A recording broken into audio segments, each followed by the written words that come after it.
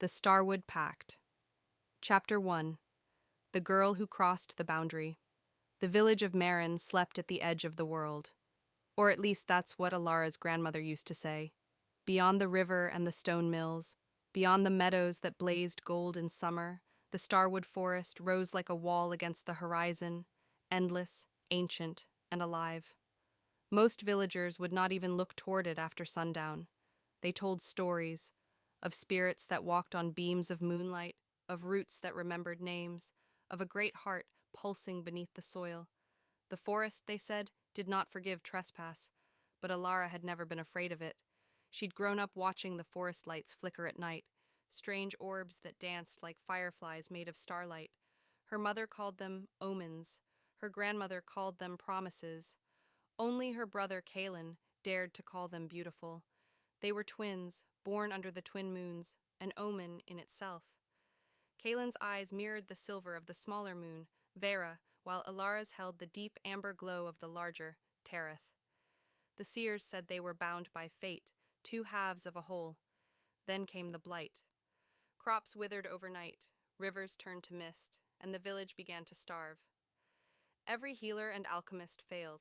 The elders whispered that the forest was reclaiming what had been stolen, the old balance shifting. One evening, Kalen vanished. When the search parties returned empty-handed, Alara followed his trail alone. His silver leaf pendant, the one he always wore, had been left on her windowsill, warm to the touch, pulsing faintly with light. That was the night she crossed into Starwood. The air beneath the canopy shimmered like heat over water. The forest seemed to breathe with her, each step echoing like a heartbeat. The silver stag's voice, low, melodic, ancient, guided her to the heartwood, and the pact was sealed. But what the stag had not told her was this: a soul joined to the forest is not lost. It changes. Chapter 2. The Song of the Leaves. When Alara awoke, she was not herself. She felt her body dissolving into roots and wind, her thoughts stretching across the soil. She could feel the thrum of life in every leaf, every drop of dew. The forest whispered her name, Alara, Alara, Alara, until it no longer sounded like a word, but a rhythm. And then, through the flow of starlight, she felt him. Kalen. He was awake, weak, but alive, somewhere beyond the edge of her awareness. She could feel his sorrow like a shadow over sunlight. He carried the silver leaf, her leaf, around his neck, not knowing it still connected them.